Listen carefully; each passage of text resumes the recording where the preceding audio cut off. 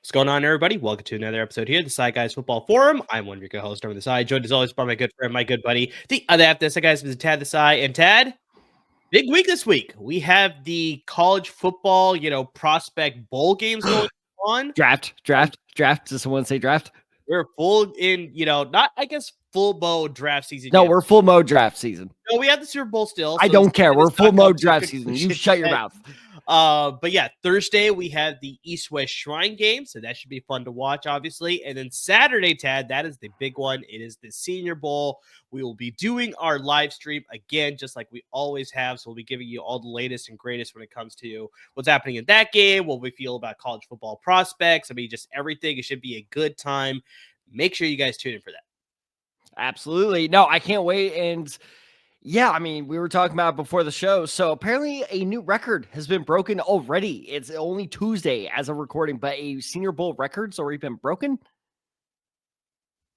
Yeah, it's pretty insane. So I guess it's reported that quarterback Dylan Gabriel from the University of Oregon, he threw a pass during practice this week that went 74 miles per hour. The previous record was held by Josh Allen through a pass 62 miles per hour. So this is like a full 10, 12 miles per hour faster. So, I mean, yeah, this is going to be very interesting. Now, I don't know how that will affect his draft stock as far as like the speed on his throws, like just the gunslinging action, I guess. But yeah, that has been reported at practice this week. Could you imagine like a Clayton Kershaw as a quarterback? Like just the 99 fastball going right down the middle? God, what I would pay to see that. Yeah, well, I mean, you got guys like Russell Wilson that obviously was famously a quarterback, a pitcher, and then he obviously went to play quarterback in the NFL. Was shortstop? No, I think Russ and Kyler were both infielder, I think, right? Yeah, I think they were both shortstops. But no, that actually reminded me. I've yet to look up to see if this is the truth, but reportedly during Sam Bradford's rookie year with the then St. Louis, as it rightfully should be, Rams, Sam Bradford apparently ripped a hole in Danny Amendola's glove because he threw it so hard. That's pretty insane. Oh, Sam Bradford. Oh, man. I remember when the Eagles were able to fleece the Vikings and get a first-round pick for him because they were so down on quarterbacks. Yeah, that's pretty crazy to see what happens with them now. Still the second best quarterback in St. Louis Rams history. Was the first Mark Bulger? First is Mark Bulger. Get out of here. You know who first is. How dare you? Carson Wentz. Yes. Nick Foles. I guess technically that's Los Angeles Rams. So this is a good game. Nick Foles. That's St. Louis Rams. Was Nick Foles St. Louis Rams? No, he was a St. Louis Ram. I was very excited when we signed him. Shit. All right, you keep going. I'm going to look it up. Tommy Maddox? I think he was a St. Louis Ram, right? He was never a St. Louis Ram. He was not a St. Louis Ram? He was not a St. Louis Ram. I thought he was. Okay. Anywho, you do the read. I'll look it up. All right, guys. But yeah, as mentioned, this is a big week when it comes to the NFL draft. We got the two big bowl games there. But regardless of that, this is always a big week. Every week is a big week to partner with our good friends at Underdog Fantasy because, I mean, you got the NBA action. We got the NBA All-Star Game happening in just a couple of weeks. We got the Super Bowl, as mentioned. That's going to be happening in 2 weeks between the Chiefs and the Eagles. Got a rematch of the Super Bowl there as well. The MLB season will be starting up in about a month and a half. We got pitchers and catchers reporting in about a couple of weeks. So, I mean, that should be exciting. You got the NHL going on right now. College basketball is coming up into the final month of the regular season before we get to March Madness. You definitely could be betting on all of that action for sure. So guys, tons of things you can be betting on. Get into the action with our good friends at Underdog Fantasy. And with that, we want to share our promo code to definitely get you into the action. That promo code is DESAI, DESAI. You can double up on your initial deposit of $10 or more, up to $500, courtesy of our good friends at Underdog Fantasy. So, I mean, yeah, you could bet on everything that I mentioned before. You can bet on some things that I didn't mention. They got you covered on so many things. To get into the action, you can use the website, very easy to use, very user-friendly there, as well as the apps both on Apple and Android devices. So that promo code, once again, is DESAI, DESAI. You can double up on your initial deposit of $10 or more, up to $500, courtesy of our good friends at Underdog Fantasy. So, Dad, I mean, I don't know if you've been doing any sports betting lately. I haven't. In fact, if you want to talk about placing your bets well, can I interest you in Kellen Clemens? Kellen Clemens, there's a good name. He was a starter for the Rams, but yes, it was our fault we didn't buy the tickets. But yes, no, I mean, Underdog is easily my favorite sponsor we've had so far. In a weird way, it's almost more fun now that football season is over. Of just like, Heat versus Magic, fuck if I know, but you know what? They give you so many good bets that favor you that no matter what, you're at least walking away from the game not at a complete loss. So you're like, okay, that was good. It's kind of like Red Dead Redemption 2, where you lose a poker game and then you shoot up the poker table and you're like, I still walked away with money. So it works. It's true. Heat went into double overtime without Jimmy Butler. I think was the last night. So I mean, they still came out with a victory. We're not discussing. There's a reason I'm not wearing a Heat hat right now, is because I am on the Heat boycott, I guess. Yeah, Heat boycott until we get the hell Jimmy Butler off our roster. I will say, though, I still love those South Beach Miami Night jerseys. Those are so clean. Whoa, you're not talking about the ones with all like the different letters. No, those are absolutely horrendous. I'm not talking about the pink and the light blue. Okay, all right. I'm just making sure we're on the same page. Yeah, because those are like they went from really good one year to like the jerseys worst idea the next. That I can't believe they decided to do that. Like, so stick with that. It's working. It's all so right, good. But speaking of sticking with things, was your damn team pick a city already? Actually, both of them, because you have one in Sacramento right now. Yeah, one in Sacramento technically right now. That's going to be very interesting. I can't wait. That's going to be so great. But Ted, we still got a month and a half away till the baseball season begins there. But yeah, let's definitely get into the NFL draft season here, because we want to talk draft sleepers, because as mentioned, this week sort of kicks off the start of people looking at a lot of prospects now. You're going to see a lot of, depending on the people that you follow on Twitter or X or whatever social media handles you follow, probably see a lot of practice tape from Senior Bowl practice as well as East-West Shrine Bowl practice, and about this prospect is doing good, this prospect's probably not doing as good. So, I mean, me and Tad want to jump ahead of all that and give you a couple guys that we're excited by, that through the draft process, these guys could be sudden risers, that as we get closer to the draft, when it's coming the end of April there, that these guys may be going a little bit earlier than maybe a lot of people are predicting right now to be drafted right now. So, I mean, Tad, who's a guy that you want to talk about as far as being a draft riser, draft sleeper it is as of right now? I think this guy could be a surprise first rounder, much like surprise first rounder St. Louis Rams starting quarterback Kyle Bowler. He wasn't drafted by the Rams, though. He was drafted by the Ravens. So, however, he started 4 games for the Rams in 2009. Yes. I'm doing Rams starting quarterbacks, not ones we drafted. That's fine. Because, we stuck with Mark Walter way too long. But point being is, I actually do think that this guy is going to perhaps jump into the first round with an interesting team possibility I'm going to bring up later. But that is Walter Nolen, the defensive tackle out of Ole Miss, formerly Texas A&M. He entered the transfer portal, so now he's with Ole Miss. Important correction, by the way, that I made. Correction on a mistake that I made. Nolen, Nolen, not A-N. Mm-hmm. I don't think I've ever seen an E-N. Very interesting.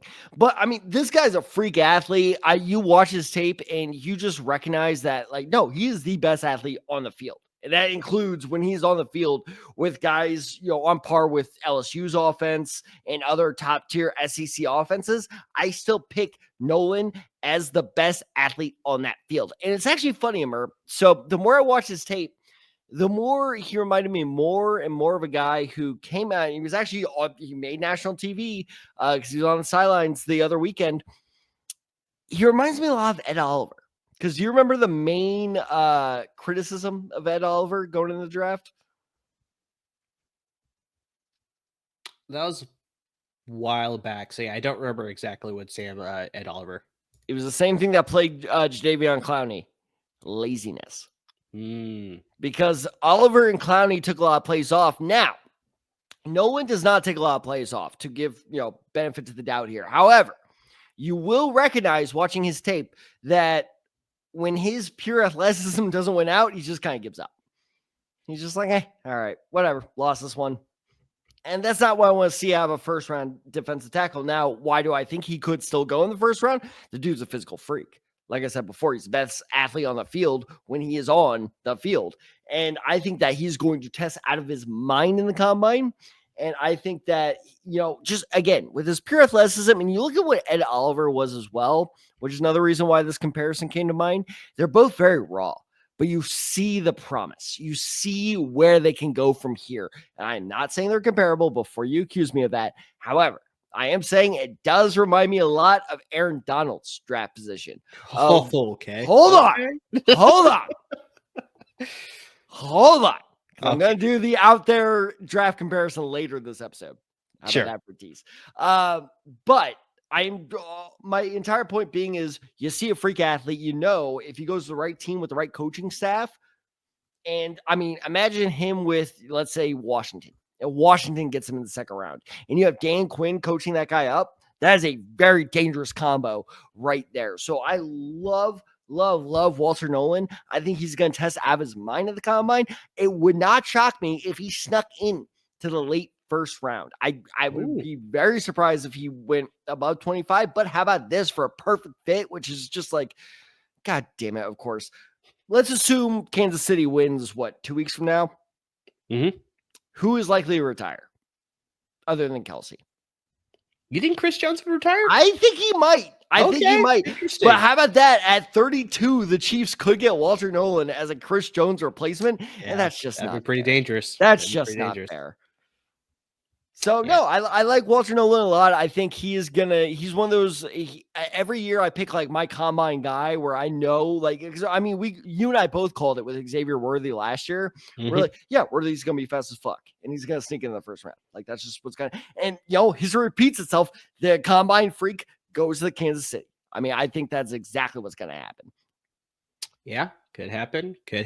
Yeah, I mean, just for the Chiefs to luck out and get Walter Nolen at 32, that'd just be place for him to develop. And I mean, we've talked about this before on the podcast, Tad, where it's like the Chiefs are sort of going in that direction where it's like they're not that high octane offense that they were back in 2018, 2019. It's like they're very defensive forward now. It's like, to get a guy like that, they've already developed that defensive line pretty well already. We talked about George Karlaftis. He's been having a sensational season with them already, right? So it's like they got some pieces to add Nolen into that mix. That'd just be dangerous. I mean, Tad, almost as dangerous as the connection between Austin Davis and Jared Cook. How dare during the Rams. How dare you? I was gonna, God damn it, you stole one of mine. Stop looking it up.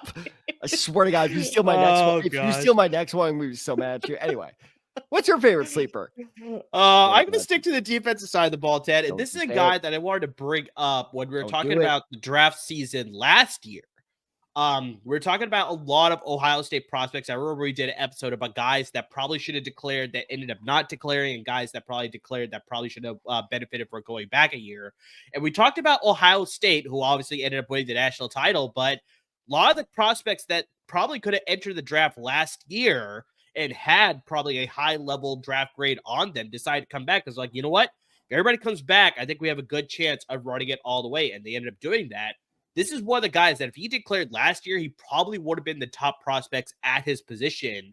But unfortunately, a bad season this year may have him sliding a little bit further in the draft, but I think that's going to benefit whoever decides to draft him probably on day 2. And that's Denzel Burke, the defensive back of the Ohio State Buckeyes. So there was talk, Ted. I remember I was listening to a lot of podcasts last year about like just draft prospects and guys that people are excited about. Burke was a guy that a lot of people were excited about. That's like, if he declared, he'd be on the top of my board as far as like best quarter in this year's draft class. But eventually he went back and he suffered from what a lot of prospects suffer through, Dad, where it's just like a very up and down career. So it's like he came onto the scene his freshman year at Ohio State, 2021, freshman All-American that year. 2022 saw some injuries. His numbers slipped a little bit, sort of went down a year. 2023, he bounced back. Like I said, everybody was talking about this guy as like being one of the premier quarters in the FBS. And then unfortunately, 2024, he took another step back, and it just unfortunately he's going to slide further into draft. So it's like That's the biggest thing that I think scouts are going to be looking at now. It's like, which version of Denzel Burke are we going to get? Are we going to get that, the seems like the odd year version of Denzel Burke, or 2021, 2023, he looked absolutely solid? Or are we going to get the more recent version in the 2022 version where just like you see a lot of the hiccups, you see a lot of things where he probably could improve his technique a lot better there. So it's like, which version are we going to get, and which one will he maintain consistency? That's the biggest thing too, right? Because it's like every year we're seeing it going up and down though. But it's like you look at Burke, he's got the ideal size and build that you want at the NFL quarter type of position. 6'1", comes in at about 195. We'll wait for the official measurements once we get to the combine, obviously. Former two-way athlete back in high school, Tad. So he was a receiver as well as a corner. And you sort of see that on film when you're watching Ohio State. He's able to mirror the receiver that he's going against, lines up pretty well, can play the receiver pretty much as mirror exactly like I said, the route that he's running. He's got the stamina. He's got the long tracking to track those deeper threat receivers. So he's able to keep up with them. He shows good aggressiveness in the run game, Tab, but unfortunately, he needs to develop his tackling technique because he has let too many guys just absolutely slip by him. I mean, that's part of the reason why his college career is just very up and down. You see the aggressiveness, but he takes too many chances because this happens in the pass game as well. There are times where he tries to go for an aggressive bat down or even a turnover, like trying to cause an interception, but it ends up slipping by him. The receiver ends up making a big gain or scoring a touchdown. So he's got good recognition. I think he's got a little bit of an injury history too. But from what I've seen, like on the years where he's like absolutely on, this guy could be a premier corner at the NFL level. But just that is the biggest question with Denzel Burke going into the draft process. But I think very similar to what you're talking about, Walter Nolen, if he could kill it at the combine and in his pro day and really just put everything from his past like behind him, that's like, you know what? That was just, a little bit inconsistency, there. A little bit of injury concern there a little bit. But it's like if he could brush all that past, he could be a very good corner that a guy can get for our team, that can draft on day 2 potentially and come away with an absolute steal. No, I completely agree with pretty much everything you just said, which I know makes for great podcasting. But it was funny because actually, in spoiler alert for our audience, I guess not spoiler, but behind the scenes look for our audience. I was aware of your picks beforehand. I did not know your argument for it, but it was funny because when I first saw that you picked Denzel Burke, I was like, come on, man. He's not a sleeper. Yeah. And I looked, I was like, oh, yeah, no, his draft. No, it's not, though, because his draft projection has fallen. Because I remember him being talked as like a top 10 player, not even a top 10 corner, a top 10 player in the draft. And I was unaware that he fell off that far. And, I swear to God, this is true, I was thinking, because I watched some of his tape of I watched some of his tape of this year being like, what happened? And I do see the inconsistencies you're talking about. I'm not saying they're wrong. They just don't concern me as much as I think they do other people, especially because I feel like there are a multitude of reasons probably that we'll get into the closer we get to the draft. But I think that Denzel Burke was picked on a bit this year. And like when you're constantly thrown at that much, something is inevitably going to go wrong as the corner. So it's actually funny because I was like, all right, there's a really good corner that you could get at value in either late first or second round. I was like, all right, so he's either a Quinyon Mitchell or a Cooper DeJean. And I sat there, I was like, God damn it, both those guys went to the same team. They did, and they're both about to play. That's why they're in the Super Bowl. Exactly. As rookies too, right? God damn it. Could have had him instead of Latu. God, fuck. Yeah, I still love Latu. You can't fault that pick. No, Latu is actually good. No, he's actually a solid player. It's better than fucking Kwity Paye. But point being, Kwity Paye. Oh, Kwity Paye. How about Jordan Werner? You remember him? Yes, Bjorn. I always heard it as Bjorn because he was the German guy, right? But just, I remember that. Out of? Well, I don't know what school he went to. Yes! I won the game. Was it Florida State? God. Yes. Jared Cook. Jared Cook? Hey, you were the one that brought him up. That is true. I did bring him up. I don't know where Jared Cook went to school, actually. South Carolina. Okay. Go Cox, baby. But no, I think that come on, I had to do it. But I think that Denzel Burke is going to be a very good steal. I don't see him going the first round just because this corner class is deep enough, and it doesn't seem like enough teams need corners. But I would be shocked if he was not a second round pick. Yeah, no, I agree with that. And I think you sort of talk about that where it's like another corner for Ohio State because they were picking on Denzel Burke a lot. He saw his stock rise quite a bit. That's the other corner, Noah Yes, Igbenogson, right? So exactly. it's like he's been having a good draft week. But yeah, I think they both can compare, though. Like I said, I think Denzel Burke could be a steal. He's still got it. So are you saying that Denzel Burke is the caliber of player that could pick off, I don't know, let's say an AJ Feely? Could be. Could be. But no way does he have a chance of picking off Sean Mannion. Okay, you still haven't stolen mine. All right, Tad, what do you got for your other draft sleeper here? Who the fuck is Jamie Martin? I actually don't I know. have no idea. Apparently, he started 2 games for the Rams. Chauncey, if you know, let us know. Anyway, what was the question?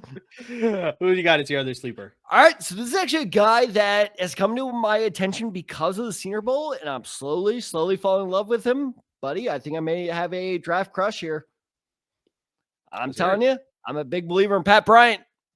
Pat Bryant. Have you ever heard of that name? Because I had not until about 3 days ago. So Pat Bryant is a wide receiver out of the University of Illinois, which are the Fighting Illini, which makes no sense to me at all. I think it's something to do with like the Native American tribes. I think it has something to do I with guess that. I can see that. Maybe I think because if you play College Football 25, one of their helmets is like a chief with a big headdress. So yeah, that makes sense. Like a Native American guy. So I think Illini might have been like the Native American tribe. I don't know. That makes sense. That makes sense then. For those of you confused, we are the other type of Indians. 100%. We're the ones who had to swim across the ocean. That's an okay joke to make, right? Yeah, I guess so. All right, we're just gonna roll with it. Anyway, point being is Pat Bryant of the Fighting Illini. He's 6'3", 200 pounds. I'll be interested because he does look to me a little shorter than that in his tape. So I will be very interested to see these combine measurements. Speaking of combine measurements, to go back to my last player real quick. Walter Nolen is anywhere from 295 to 310. No idea. At A&M, he was listed at 295. At Ole Miss, he was listed at 305. And I found another site that said he was 310. Yeah, the combine's going to be able to alleviate all of those issues. Wait for that combine measurement. I have no earthly idea. But point being is Pat Bryant, for now, is 6'3", 200 pounds. And I don't think he'll go any earlier than the second round. I think second round is best case scenario for him. More likely than not, he'll go second or third round. But that also goes into my draft comparisons. And here's where my high praise comes in terms of comparisons. The way he is able to create separation naturally from the corner it's hard to describe. Like, I don't quite know how he does it. It just seems like a natural talent. He just makes it look like it's just something he does. It's not something he's trying at. It's just second nature to him. And I think the reason he'll slip to the second or third round, if people are like, well, if he's so good, why isn't he going in the first? Because he's not going to run a very good 40. He's not the fastest guy in the world. I'm guessing like a 4.5, 4.6 40. And as soon as people see that, he's at first round contention.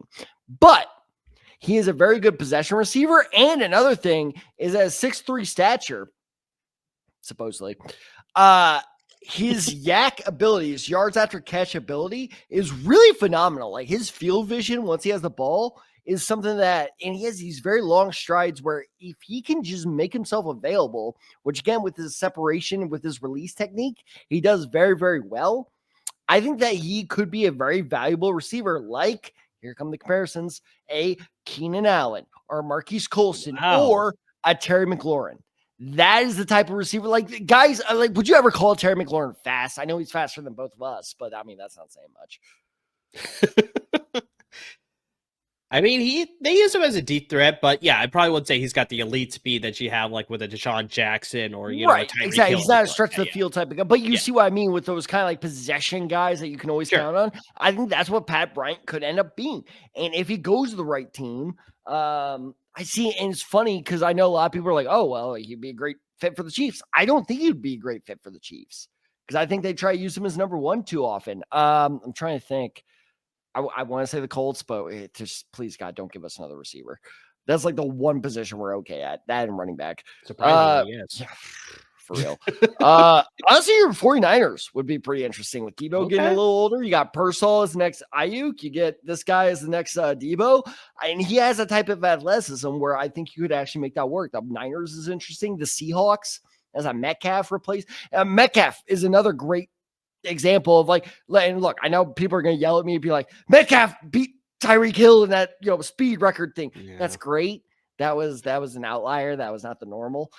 Point being is Metcalf is fast. I'm not going to say otherwise, but I would not call him one of the fastest receivers in the NFL. No.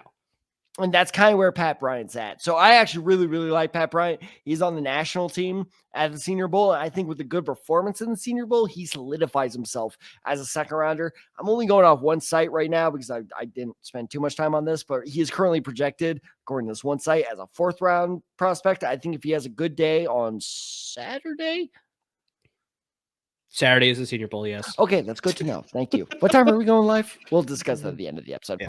But point being is I think if he has good performance on Saturday, he could solidify himself as a second-round receiver. Okay, very interesting to see there. So, Tad, I want to close up the episode by also talking about a receiver. I kind of had to go in this direction because I just feel like he got snubbed when it came to the final College Football Year Awards. All right. Before you go on, though, is he good enough to make Gus Frerotte look good? 100%. So good, he'll make Case Keenum wanted to stay in Los Angeles. You still haven't taken mine. I'm saving it for last. But yeah, I have to go with the local guy. I have to go with Nick Nash, the wide receiver from San Jose State. Tad, Nash finished as a finalist for the Biletnikoff Award. He ended up losing to Travis Hunter. Just absolutely just a travesty. I really don't understand how Hunter was the better receiver. The argument that some people say is that this is what it's like when I go off about TCU players. Okay. Yeah. Carry on. Well, that's exactly what it is. Thank God we were not doing this when David Fales was out there. David Fales. Hell yeah, of course. He's the only other San Jose. Oh no, Josh Oliver. I know Josh Oliver. Because I brought that up during game. Yeah, only 2 I know. Anyway, carry on. But Tad, he led the nation with 104 receptions, 1,382 receiving yards, and 16 touchdowns. This was all before the bowl season because Nick Nash didn't play the bowl, so he won the Triple Crown when it came to the FBS tab. But for some reason, they were like, no, you're not going to win the Biletnikoff Award. So I don't understand what it was. He led the nation in receiving yards even after the bowl season too. Nobody even caught him there. Harold Fannin Jr., the tight end out of Bowling Green, he ended up surpassing Nick Nash in both receptions as well as receiving yards. Yeah, Harold Fannin Jr. is a guy that I'm very excited about. The nation's 2 leading receivers came from San Jose State and Bowling Green. The fuck are we doing? Bowling Green tight end. That's the bigger thing too. Okay, anyway, just keep going. Okay, that legitimately breaks my mind. But okay, just keep going. What the fuck? But I think the crazier thing, Tad, is that when you looked at San Jose State's offense, they were going to pass. They were a pass-first offense because they were dead last in the FBS in rushing attempts per game, and everybody knew they were going to pass the ball.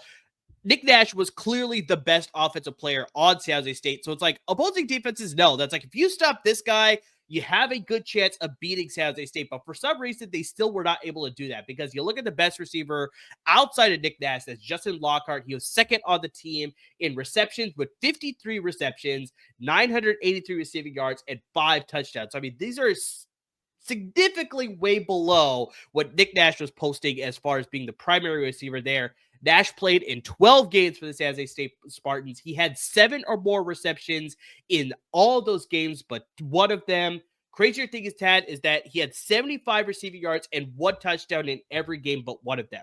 That's just insane. You know that this guy is going to be the offensive weapon for San Jose State, but for some reason, he is still able to find a way to get open to be a very productive piece of the Spartans offense. And I think that goes to show because he is a converted quarterback. So he's a quarterback that converted. Oh, really? I actually did not know that. Really? And so this definitely shows when he's running his routes. He's able to understand what the defense is giving him. He's able to sit in the right spots, be an open target for his quarterback, and be a productive piece, like I said, of that passing offense. He's got good speed as far as being a deep threat. He's got excellent hands as far as being a 50-50 threat. Always going to be a mismatch when it comes to the opposing defender. Route running is smooth. I think there's some things that he could definitely clean up because, like I said, he is a converted quarterback. But I mean, there's a lot of things that you could work on. The only thing that sort of worries me a little bit is against more physical quarters, Tad, he was able to be eliminated for the passing game. So I mean, guys that are able to sort of get him in the bump and run, be a little bit more physical against him, he wasn't able to sort of get past them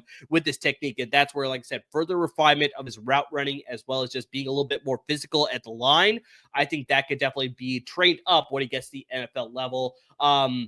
But yeah, I think the other thing that hurts him, which hurts a lot of prospects, Tad, is that he's coming into the league in his mid-20s. So, I mean, you have to be able to sort of develop. Receiver, I don't care. I get that, but it's like you have to look at like him being a converted position player, obviously going from quarterback to receiver. He's got a lot of things that you like, but I think there's still some things that you need to develop. So it's like, will he be able to see the field quick enough to then obviously warrant being like a high level draft pick? He's definitely not going like in the first or second round, but as of right now, based on a lot of mocks that I'm seeing, he's somewhere going in like the fourth round. But I think with a solid combine performance, we don't have the combine invites just yet. He should get an invite though. I'd like to hope so. He is going to be playing at the East-West Shrine game on Thursday. So, I mean, he's got a good chance to sort of show up there as well as during the practice week this week. But yeah, he's a guy that, I mean, yes, he went to San Jose State, Tab, but I think regardless of the school that he went to put up those types of numbers and then to only fall just short of winning the Blitnikoff Award and just, like I said, being the primary focus of any offense and to still put up those types of numbers, that just sort of shows that this guy has a lot of talent. And I think he could just emerge and develop further. Sorry if you mentioned this before. Is he a senior? He's like a 6-year senior or 5th-year and senior. And he didn't get invited to the Senior Bowl? Yeah, maybe he did, but he went to East-West Shrine game. I have to imagine he did. Like, we've also seen this before, Tad, where it's like, for some reason, some people, they just don't perform at the Senior Bowl or like they decline their invitation. I know they don't like the East-West Shrine game. A lot of invited to the Senior Bowl. Yeah, a lot of prospects don't like the televised practice. They feel exactly like that doesn't paint them in the best light. So a lot of them tend to avoid that. That would make more sense. Yeah, I'm need to look into if he got an invite because, and look, I know this is high praise I'm going to put on him, and I'm not comparing his play style. Again, I'm going to, God, how many, over under 50 times I have to say that this offseason. But you know who he reminds me of in terms of his talent level at San Jose State compared to where he's going to get drafted? And again, you go back to kind of a Cooper DeJean, Quinyon Mitchell level. It kind of reminds me of Cooper Kupp, Puka Nacua. Of like, they were both guys from, and BYU fans are going to scream, BYU what? Cougars. God damn it. Sorry. God, Joseph Smith, damn it. Point being is that was a great low-level joke. But anyway, point being is you had these guys that, you know, small to mid-level schools, Cooper Kupp being Eastern Washington. God, fucking, where are they? The Red Hawk? Are they Red Hawk? I'm only saying red because I know their field's red. I thought they're the Eagles. There's some type of bird. I just know their field's red, so I just assume Red Hawks. That would make sense. But anyway, yeah. Point being is you have, yes, Cooper Kupp out of Eastern Washington and Puka Nacua at BYU. And it's funny because both times we being, you know, the common NFL fans were shocked. We're like, oh my God, these guys are true number one receivers. And both college fan bases were like, yeah, that's what he was for us the last like 2 or 3 years. Like, yeah, he is used to being number one. Exact same thing with Nick Nash. Nick Nash is used to carrying an offense as a receiver as if he was a quarterback. So I completely agree with your projection. I think he will go 3rd, 4th, 5th round. Exactly like what I said earlier with Pat Bryant, where his 40 is not going to be that fast. I expect something in the 4.4 range. That's not enough to elevate your draft. Right? It's not enough to kill it, but it's not enough to elevate it either. So I agree. I think he'll be probably a 3rd round pick. I think he'll be like Malachi Corley, where a lot of people are like, ooh, that's interesting. But I like his potential more than Corley because he is so used to carrying that San Jose State offense on his shoulders. And yeah, I really think he's going to end up potentially being like the Ladd McConkey of this year's draft, where it's like, oh shit, where did this white guy come from? No, it's true. Like, I mean, yeah, I mean, he's just absolutely dominant during his time there. I mean, you could argue that's like maybe he's playing against a weaker conference and he played against a couple of FCS opponents as well. And so that's why a lot of people are arguing that's why Hunter ended up winning the award over Nick Nash. But it's like, no. I mean, the guy can sort of put the team on his back. He's sort of shown that there, but just, yeah, we wonder whether just further development is needed there as far as his route running and things like that. But yeah, I think he's got a chance to definitely go on day 2. A lot of people, like I said, are predicting him on day 3, but I think he's got the skills that, depending on how draft season goes, he'll be a day 2 pick. I'd be shocked if he lasted past noon on day 3, if he's there. I mean, this guy is so good, he could make Keith Knoll look good. Beat that motherfucker, Keith Knoll. You want to know his stats for the Rams? I have no idea what his stats are. 3 touchdowns, 9 interceptions. Not bad. Yeah, but it was our damn fault for not going to the games. Yeah, who doesn't want to pay $200 to watch that? Well, apparently, maybe St. Louis Rams fans were not interested in watching Brock Berlin, so that's why they ended up moving the team to Los Angeles. All the way back to Berlin. That was in the 19th. That doesn't count. That was LA, man. Come on. No, Brock Berlin was St. Louis. Oh, you know what I'm thinking of is Norm Van Brocklin. That's exactly Norm Van Brocklin. Yeah, that's the mistake I'm making. Damn it. Steven Jackson, where? Oh, that's easy. Oregon State. Fuck. Oregon State what? Beavers. That's an easy one too. That's a very easy one. Damn it. Does Oregon State have anyone this year? As far as like high level prospects, I don't think they do they? Do you count DJ Uiagalelei or whatever? Right? No, God, no. He's trash. Okay. No, yeah. Well, plus he's a Florida State guy at this point too. Well, he was at Oregon State. Well, I know, but okay, it's whatever when your head's on Monday Night Football. Okay. Like whatever college you say, that's for college. Okay, then yeah. Fuck off. I don't know. No, fuck off of Alabama. You don't have Jalen Hurts. That's fair. That's fair. You ran him out in the concussion case. But yeah, guys, this is the start of all of our draft coverage. Like, I mean, we'll be probably finding out if there's anybody from Oregon State that's worth, keeping your eye on when it comes to the draft process here. But I mean, maybe you go to Oregon State. You're like, hey guys, this is a guy that you need to be focusing on as far as the offense or the defense is concerned. Like, I mean, give us players that you want us to scout as far as that you want us to spend some time on. The only way we can know about that is you got to hit us up on our social media handles there. You got us on Twitter. Yeah, me at OtherSide23, 10 at 10 Side94. Got the show handle at the Desai Guys, and of course on Instagram at the Desai Guys as well. So I mean, we'll try and get to as many prospects as we can. We definitely have our sort of ideas as far as what we got planned for the podcast over the next couple months. Before we get to the NFL draft, we'll be doing, quarterback rankings and, probably, play the GM for a couple of teams and lots of different things that we'll be doing out there. But yeah, if there's anybody that you want to focus on, only way we know about that is if you hit us up on those social media handles. You can hit us up on the YouTube comments as well. If you're watching us on YouTube, we appreciate you. Make sure you subscribe to our YouTube channel and make sure you subscribe to our podcast wherever you listen to your podcast. And please, guys, this cannot go without saying, but without LAFB Network, there would be no us. So make sure you're supporting everybody over there. They're giving you a lot of great content with the Rams and the Chargers, who have begun their offseason plans as far as what they're planning to do as far as the draft process. They probably got a lot of articles there, as well as free agency. And, of course, they got you covered at the college football level with the Bruins and the Trojans. So there's going to be some Bruins and Trojans in the Senior Bowl, Tad, so we'll definitely be covering those guys when it comes to Saturday as well. But, Tad, not just football anymore with LAFB Network. They got you covered when it comes to the NBA. So they got your Clippers and Lakers coverage, as well as when the MLB season starts in just a couple of months here. You got your Angels as well as Dodgers coverage as well. The Dodgers signing everybody under the sun. So yeah, they got you covered there with all those signings, all those wheelings and dealings, how they contend to possibly go back-to-back as far as World Series champions there. But they got you covered with all that coverage there. Lots of great content coming from a lot of great content producers. But guys, I already talked about at the beginning of the podcast. We'll be doing our live stream for the Senior Bowl this Saturday. Coverage starts at 11 o'clock Pacific time. I think it's 1 o'clock Eastern time. Tad, I guess that's 12 o'clock Dallas time. Good job. I don't know what the Central time is. Yes, you're correct. It's noon Central time. You are okay. Correct. There you go. But yeah, guys, we'll be giving you a live stream just like we have the last couple of years. You can interact with us on the YouTube as well as all of our social media handles, whichever channels that we're posting on. So you can interact with us, ask us what you think about certain prospects. We'll give you our thoughts there. We'll be covering a lot of draft-related topics. We'll be covering probably a little bit of Super Bowl stuff as well, maybe some free agency stuff. We'll probably talk about some of the head coaches as well. So we'll cover a lot of different things in that live stream. Should be a lot of fun, guys. Maybe we'll have some guests as well. We're reaching out to a few people to see whether they'll be interested in coming on. But guys, to everybody who's already interacting with us on social media, who's watching our YouTube videos, who's listening to our podcast episodes, I mean, just any way and every way that you're supporting the podcast, we really cannot thank you enough. And be sure to check out, as Amir said, the LAFB Network website, because they are publishing article after article. We are not just a podcast only company, so be sure to check that out as well. And especially as draft season goes on, we've done this in the past where we've gotten I think we've gotten a full 32 roster collection of writers where each one plays a GM and we do trades and everything. So it's like a real draft. It's nothing like, well, yeah, I know if the Browns had to sit at number 2. But and a perfect example of this, the first year we did it, I traded up from like, what was it, 25 to like 4 as the Lions.